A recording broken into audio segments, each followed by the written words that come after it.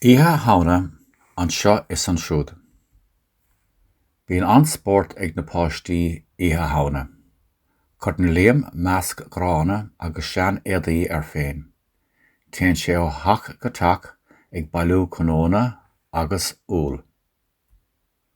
Tá hinaíonn an té go mór le nóra, mar bíonn bairaín braic le nithe. Bhíonn na páistí go léir ag súil leis an bhaine. An té a aghaidh an fáinne is tuaisce a ósaigh. Nuair a bhíonn an nóhan iteacha, tosaíonn siad ag imirte chluichí.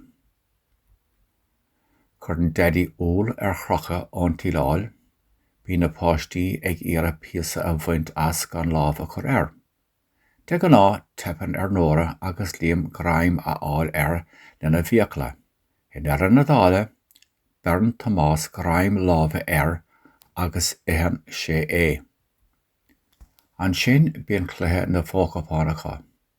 Bíonn uisce I bhócapán amháin, cré I gceann eile agus fáinne sa tríú ceann.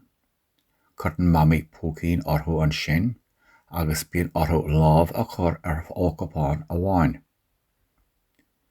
An té a chuireann á lámhais san uisce is tuaisce a rachaidh thar An té a aghaidh fáinne is tuaisce a ósaigh. An té a aghaidh an chré is tuaisce a gheoigh bás. Cuireann deddí airgid I máisín uisce.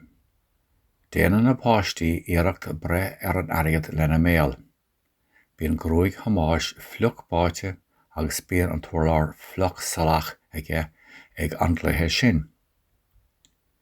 Bíonn grán agus bord thar báracha an ihe sin. Tastíonn ó líam tine chanámh lasa ach ní thugann deddí cadó.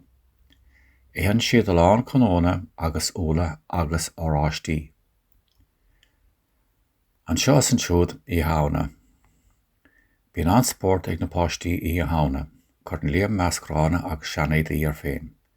Téann sé ó theach go teach ag bailiú conóna agus úl. Tá hinaíonn an té go mór le nóra mar bíonn bairaín braic le nithe. Bhíonn na páistí go léir ag súil leis an fáinne. An té a aghaidh an fáinne is tuaisce a ósaigh. Nuair a bhíonn an nóhan iteacha, tosaíonn siad ag imirte chluichí.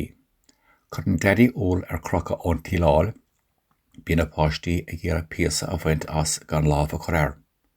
De go ná tepann ar nóra agus líam gráim a fháil ar lena bhíochla. In ar na dála, bearn Tomás gráim lámha air agus éhan sé é. An sin bíonn cluiche na bhócapánacha. Bíonn uisce I bhócapán amháin, cré I gceann eile agus fáinne sa tríú ceann. Cuireann mamaí pócín orthu an sin agus bíonn orthu lámh a chur ar ócapán amháin. An té a chuireann á lámh san uisce is tuaisce a rachaidh thar sáile. An té a aghaidh an fáinne is tuaisce a ósaigh. An té a aghaidh an chré is tuaisce a gheoigh bás.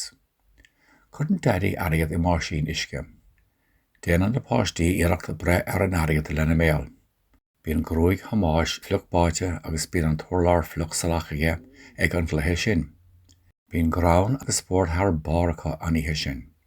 Tastíonn ó líam tine chanámh lasa ach ní thugann deddí cadó. Éhann siad a lán conóna agus úla agus óráistí.